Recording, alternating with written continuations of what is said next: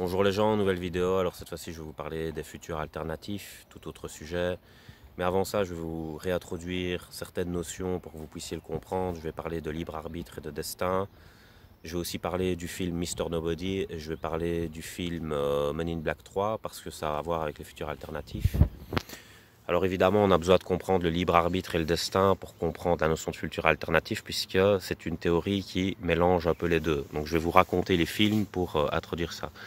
Le film Mr. Nobody, en fait, c'est un jeune garçon qui s'appelle Nemo Nobody, c'est-à-dire sans nom personne. Pourquoi il est appelé comme ça? Parce qu'il est fantomatique. Pourquoi est-il fantomatique? En fait, dans le film, on va voir que les anges qui ne sont pas incarnés sont omniscients. Ils connaissent toutes les histoires possibles et imaginables, du début à la fin, de la naissance à la mort. Et pour pouvoir s'incarner, il faut qu'il perde la mémoire parce que cette charge de science serait trop insupportable à porter pour un individu. Et donc il faut qu'il oublie pour pouvoir vivre correctement sa vie de terrien. Et ce qui va se passer avec Nemo Nobody, c'est qu'il va y avoir un problème. En fait, les anges viennent près de ceux qui vont s'incarner et ils leur mettent un doigt sur la bouche comme ça. Et ça fait comme un genre de lavage de cerveau, c'est-à-dire qu'ils oublient toute leur omniscience et puis ils s'incarnent en tant qu'individus, ayant oublié la conscience d'avant leur naissance. Et le truc avec Nemo, c'est qu'il ne va pas avoir ça, un ange qui va venir lui mettre le doigt sur la bouche et il va conserver sa mémoire de l'au-delà, en fait. Et donc, il sera capable de voir et de prédire les futurs. Et à un moment donné, il va arriver sur la gare, enfin à la gare, pardon, et ses parents se séparent, et il va devoir choisir entre son père et sa mère, et son choix est trop déchirant, donc il n'y arrive pas. Et en fait, le film va être une supposition spéculative sur les vies qu'il aurait menées, selon les choix qu'il aurait fait. Donc s'il partait avec sa mère, enfin s'il était parti avec sa mère, il aurait eu telle vie, il aurait rencontré telle personne. S'il était parti avec son père, il aurait eu telle vie, il aurait rencontré telle personne. Ça aurait pu s'arrêter là et être simple, c'est-à-dire deux futurs. Et donc, à deux futurs, on ne peut pas encore parler de multipotentiel comme on en parle dans les futurs alternatifs, parce que là, il y a beaucoup de futurs, en fait, possibles, parce qu'il y a un futur possible à chaque action, en fait. Donc, ça, on va le montrer dans Mr. Nobody. Même s'il part avec sa mère, il a plusieurs futurs possibles. Même s'il part avec son père, il a plusieurs futurs possibles. C'est pour ça que c'est compliqué à comprendre quand on voit le film pour la première fois. Ça part un peu dans tous les sens et on ne comprend pas pourquoi on passe d'une scène à l'autre. Et en fait, ce qui se passe, c'est qu'on passe d'un futur à l'autre dans la tête du petit garçon. Et alors, à la fin, justement parce qu'il est déchiré et qu'il n'arrive pas à faire de choix, il explique, il dit aux échecs, parfois, la seule façon de s'en sortir serait de ne pas jouer. Ça s'appelle le zugzwang, qui dit un truc comme ça. Et donc, en fait, il ne veut pas choisir. Parce que choisir, c'est perdre pour lui. D'ailleurs, il y a une phrase qui dit « choisir, c'est renoncer ». Et quand on a conscience de ce qu'on perd, ou conscience trop loin de la direction dans laquelle on se jette, eh ben, on a tendance à l'inertie. Bref, c'est une petite parenthèse. Sinon, dans Men in Black 3, il y a un personnage, je ne sais plus son nom, désolé, mais si vous regardez le film, vous allez très vite voir qui c'est, qui est capable de voir les futurs alternatifs. Et donc, si quelqu'un boit un café, il va dire, après ce café-là, si tu bois ce café-là, il va se passer ça, puis ça, puis ça. Et en fait, chaque action engendre un futur qui diffère. Et lui, il est capable de voir ça, en fait. Et c'est pour ça que, dans le film, le méchant du film, entre guillemets, va vouloir l'enlever. Voilà. Alors, tout ça, ça a à voir avec la théorie des futurs alternatifs. Et je vais revenir à ça parce que dans la science, il y a des scientifiques qui sont dans des courants, mais qui sont psychorigides dans ces courants. C'est-à-dire que la science appartient à elle-même. Il y a des scientifiques qui se revendiquent de la science, mais parfois ils n'en sont pas, parfois ils en sont quand ils ont raison, parfois ils n'en sont pas quand ils ont tort. Et ce qui est le cas de tout le monde en fait. Donc la science n'appartient qu'à elle-même. Et le problème dans cette société décadente capitaliste, c'est qu'elle ingère... elle fait ingérer des mauvaises informations dans son éducation et donc on a des genres de virus à l'intérieur de notre cerveau qui sont des croyances et qui sont stériles par rapport à l'observation de nous-mêmes ou de notre environnement. Et donc, les courants psychorigides de la science, c'est ce qui se passe avec eux. Alors, j'explique vite fait ça avec Newton. Newton, il a inventé le prisme, et le prisme, il retient la lumière et il laisse passer certaines couleurs, on va dire. Et donc, avec le prisme idéologique, vous retenez le potentiel de la découverte ailleurs que dans votre idéologie. Il n'y a que la couleur de votre idéologie qui passe, et donc ça vous ferme complètement les portes au niveau de la recherche scientifique.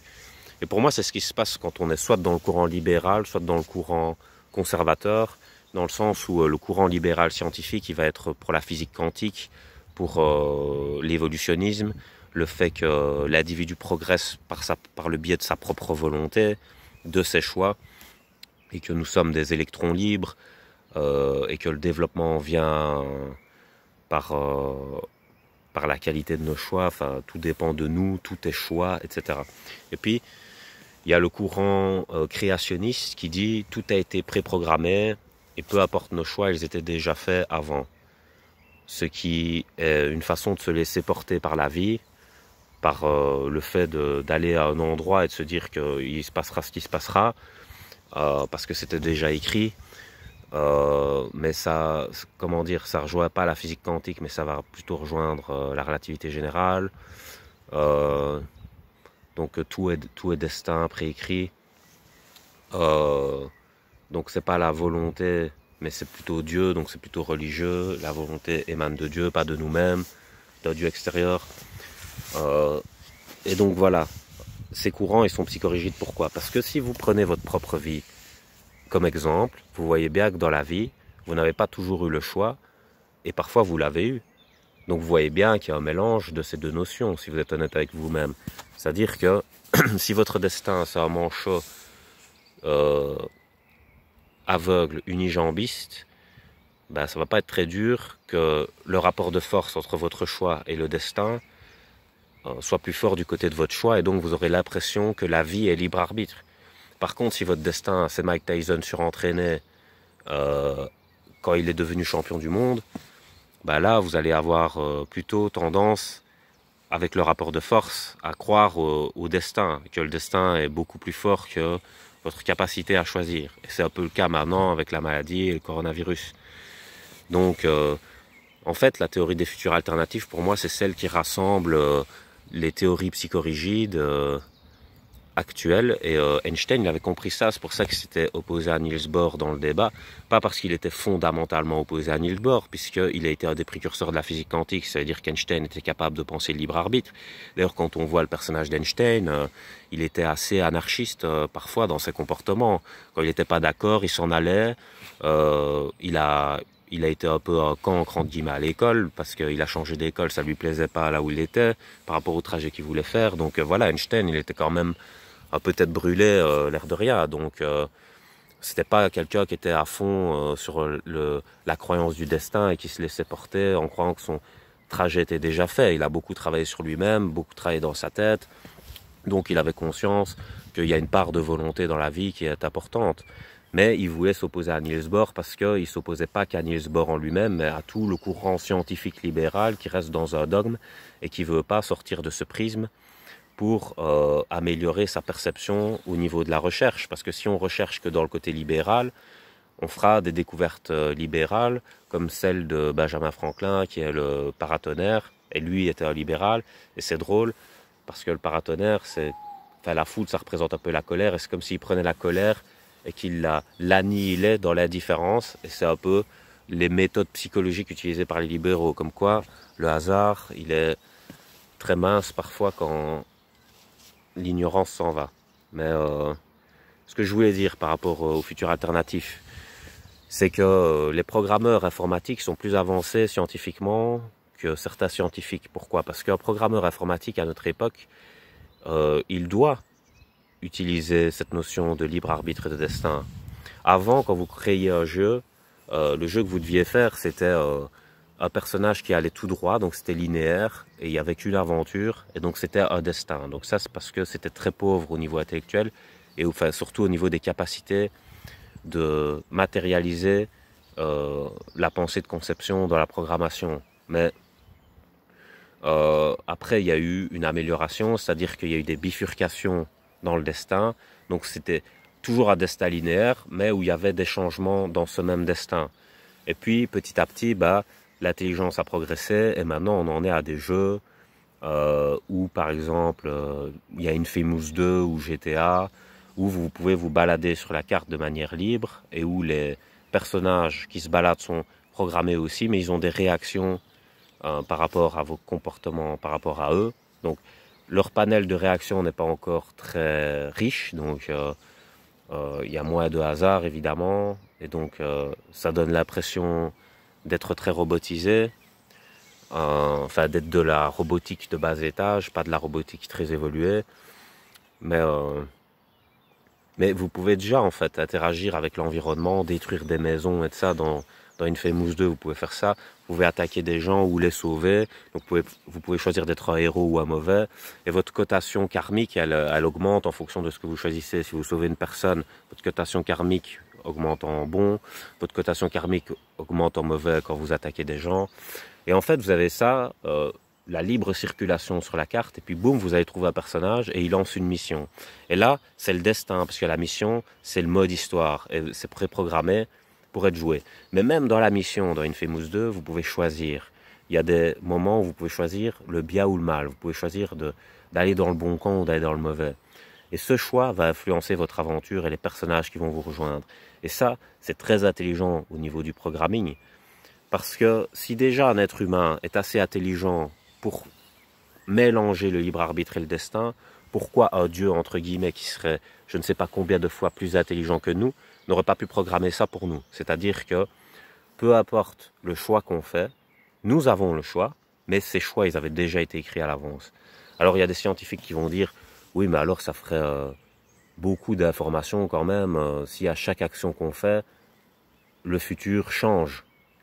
Mais effectivement, mais c'est un peu la grande capacité cérébrale de ce que serait un dieu, entre guillemets. C'est-à-dire qu'il serait capable de gérer une masse d'informations aussi gigantesque.